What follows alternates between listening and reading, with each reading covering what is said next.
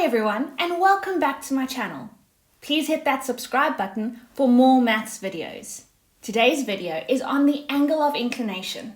Now the angle of inclination is measured in an anti-clockwise direction from the x-axis or from a horizontal line to a straight line. Remember, the angle of inclination is between 0 and 180 degrees. The formula for the angle of inclination is tan theta is equal to m, or the gradient. So what do you have to remember? How to calculate the gradient. Change in y over change in x. We can either have an acute angle of inclination or we could have an obtuse angle of inclination. If we look at the first example, I want to determine the angle of inclination of the line y equals x minus 2. So if I look at the line y equals x minus 2, so we would measure it from the positive x-axis. We measure the angle of inclination in an anti-clockwise direction, and that would be our theta that we would calculate. We know that tan theta is equal to m, or the gradient. So what is the gradient of this line? If we look at the equation y equals x minus 2, we can take the gradient out of this line. So the gradient is the coefficient of the x value. So in this case the gradient is 1. So I would be able to take this 1 and put it in place of the m. So tan theta would equal 1. Just as a quick recap, if you remember your special angles, you'd be able to know that the answer is 45 degrees. However, if not, no problem. We want to isolate that theta. We want to get a value for that theta. So in order to do that, we are going to, on our calculator, push shift and then tan, get arctan, and then put in our gradient of 1, and that will give us our answer of 45 degrees. So therefore, theta is equal to 45 degrees. So we can see there that we had a positive gradient, so therefore an acute angle. If we have a negative gradient, we'll have an obtuse angle. A positive gradient gives us an acute angle in quadrant 1. In the next example, we can see that we have a negative gradient. A negative gradient is going to give us an obtuse angle of inclination. So we can see that we are going to have an obtuse angle of inclination. Your tan -1 button, your shift tan button, your arctan button on your calculator gives you an answer in the first quadrant when m is greater than 0, so when the gradient is positive, which is what we require. But it gives you a negative answer in the fourth quadrant when m is less than 0 or when the gradient is negative. However, we require an answer in the second quadrant. So what we're going to do is we're going to add 180 degrees to our calculator answer, because I'm sure you remember that the period of a tan graph is 180 degrees. If I'm given this equation of y is equal to -x plus 2, and I want to calculate the angle of inclination. Looking at the equation y equals -x plus 2, we know that the gradient is equal to -1. So we're going to have tan theta is equal to m. Tan theta will equal -1. So what I'm going to do is I'm going to put shift tan -1, then I'll get an answer of theta equals -45 degrees. But I don't want theta to be -45 degrees. I need to then add 180 degrees to it. I'm going to add 180 degrees to the -45. And theta is therefore equal to 135 degrees. So when I have a negative gradient, I'm going to have an obtuse angle. And in order to get that obtuse angle, I'm adding 180 degrees to my negative angle. And that's going to take it out of quadrant 4. Looking at this example, we want to determine the value of beta, the angle formed by lines AB and BC in the diagram. if the gradient of AB is a half and the gradient of line BC is negative a third.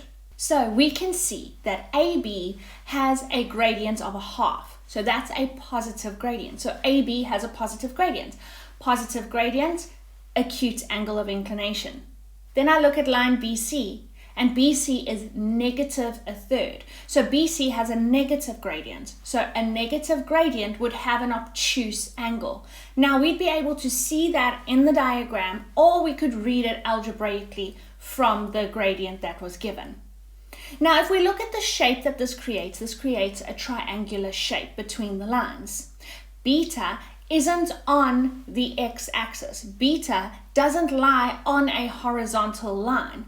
So it's kind of floating up in the air. And that's what I like to tell my students, is to look to see if it's floating up. Because if it's floating, it means that you're going to use another process to determine that beta. And that brings us to the exterior angle of a triangle is equal to the sum of the interior opposite angles. So remember, always look for an exterior angle of a triangle when you're looking for the angle of inclination, especially when the angle is floating up in the sky. So we have the gradient of AB equal to a half, and we have the gradient of BC equal to negative 1 over 3. Okay, so I have the gradient of AB being a half. So that means that I would be working with theta there with that line AB. The gradient of BC is negative a third, theta. So what we can see here is that ABC is a triangle. And I have, therefore, an exterior angle of the triangle, because if I extend line AC through, I can see that the angle of inclination, the theta, the angle of inclination of BC is the exterior angle. So I can calculate the angle of inclination of AB, the angle of inclination of BC, and then work with the exterior angle of the triangle to calculate beta. So I know tan theta of line AB will be equal to the gradient of AB, which is a half, and tan theta of BC will be equal to the gradient of BC, which is negative a third. Therefore, theta, the angle of inclination of AB, will equal, remember, shift tan, it's a positive gradient, so I'm just going to say shift tan 0.5 or shift tan a half, and I'm going to get an answer of 26.57 degrees. When I look at the angle of inclination of BC, however, I know that I am going to be working with my negative gradient, so that's going to give me a negative angle on my calculator, but tan, I'm going to add 180 degrees to it to get my obtuse angle. So the angle of inclination of BC will equal, when I push shift tan negative a third, I get negative 18.43 degrees. But because I'm working with the negative gradient, I'm going to add 180 degrees to that answer. And therefore, the angle of inclination of BC will equal 161.57 degrees.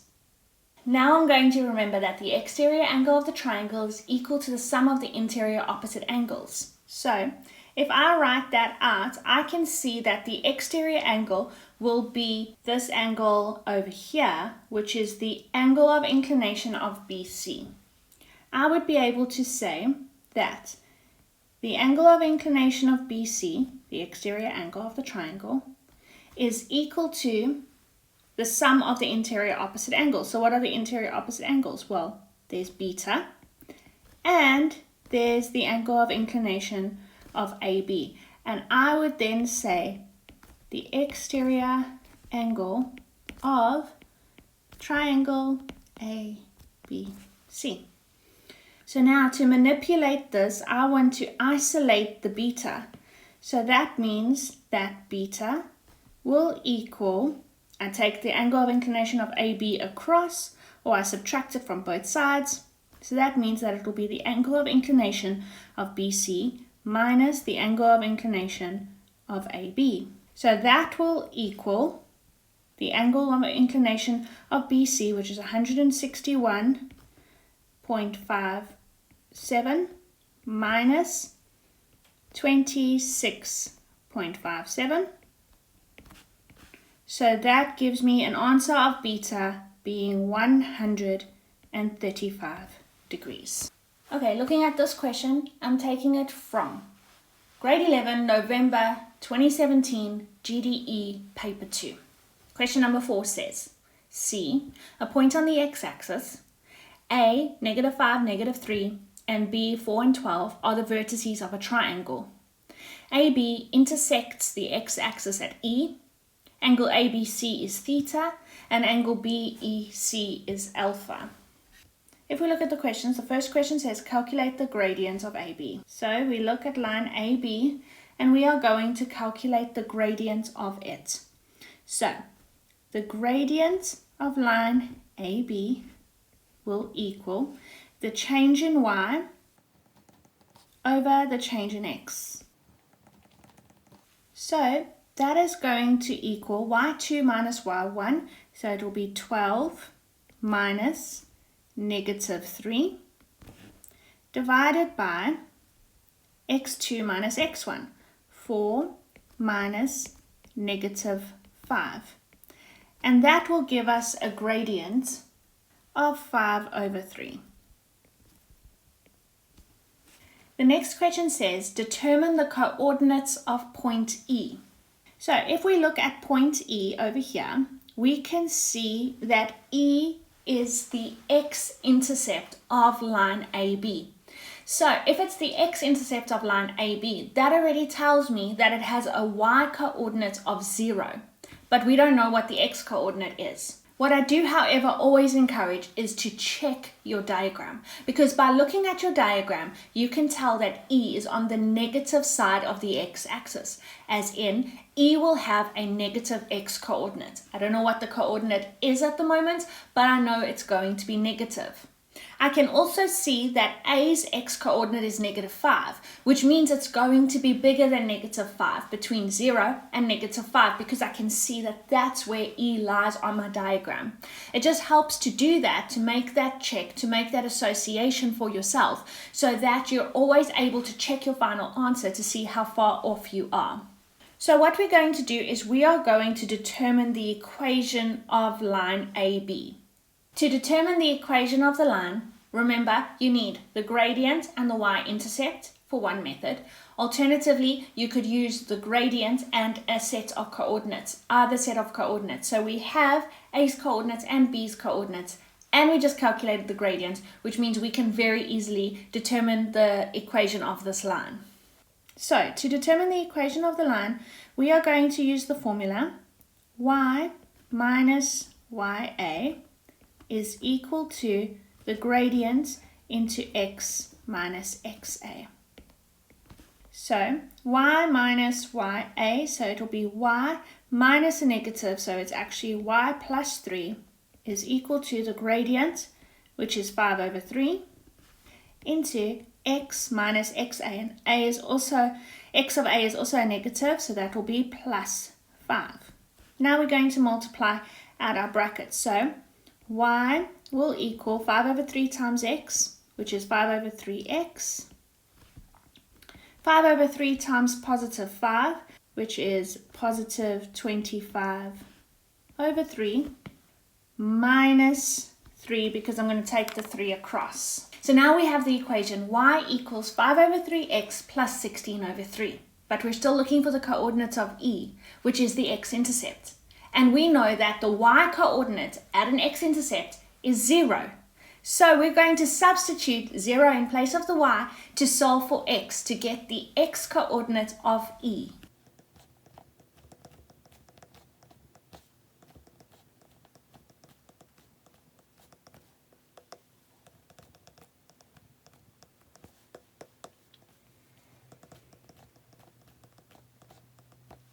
But the question asked for E's coordinates, so we're just going to put it as a set of coordinates. E's coordinates are negative 16 over 5 and 0. The next question says determine the size of alpha and round off to the nearest whole number. So if we're looking for alpha, what we're going to do is we are going to work with the angle of inclination of AB.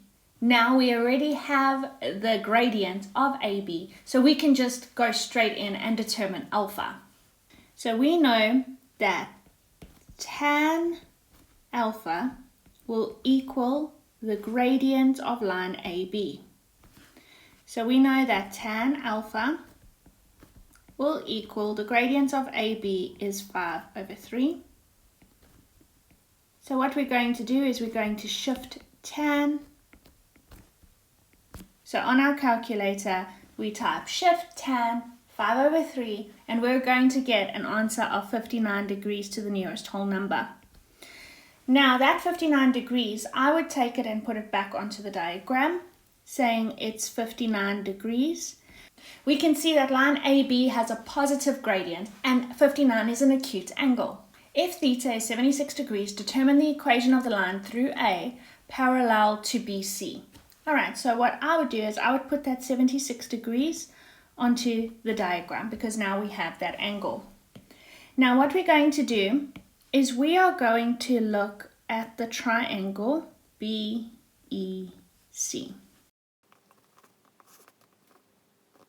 Looking at that triangle that I've just colored in yellow, we can see that we have an exterior angle, which means that we would be able to determine the angle of BCX. How would we calculate that? Well, it's an exterior angle of a triangle, and we know that the exterior angle of a triangle is equal to the sum of the interior opposite angles. So I have the 76 degrees that they've given us, the 59 degrees that we've just calculated, so we can tell that that angle is equal to 135 degrees. Now that we have the angle of inclination of BC, we would then be able to substitute it into the formula to calculate the gradients. Now the gradient they're asking us to determine, or the equation of the line, is parallel to that line. And we remember that parallel gradients are equal to each other. So we can calculate the gradient of line BC, and that will give us the gradient of the line parallel to it. We know that angle BCX would equal 76 degrees plus 59 degrees, which is 135 degrees. Why did we say that? Because it's the exterior angle of triangle BCE. Tan 135 degrees would be equal to the gradient of line BC. So therefore, we would just type tan 135 degrees into our calculator, and the gradient of BC would therefore be equal to -1. But the lines are parallel, so now we know the gradient of the line passing through A parallel to BC will also be -1. So this is also equal to the gradient of the line that's parallel to it. So this line passes through point A. So y minus the y of A is equal to the gradient into x minus the x of A. A's coordinates are -5 and -3. So y plus 3 is equal to -1 into x plus 5. So y plus 3 is equal to -1 times x, which is -x, minus 5. So therefore, y is equal to -x minus 5. The 3 becomes a -3, so that will become -8. So the equation of the line passing through point A that's parallel to line BC will be y equals -x minus 8. I do hope that this video has helped you. I do hope that you have a little bit more confidence when it comes to angle of inclination in analytical geometry. Remember, the more you do, the better you'll be. Please remember to like and subscribe and follow along for more videos. See you soon.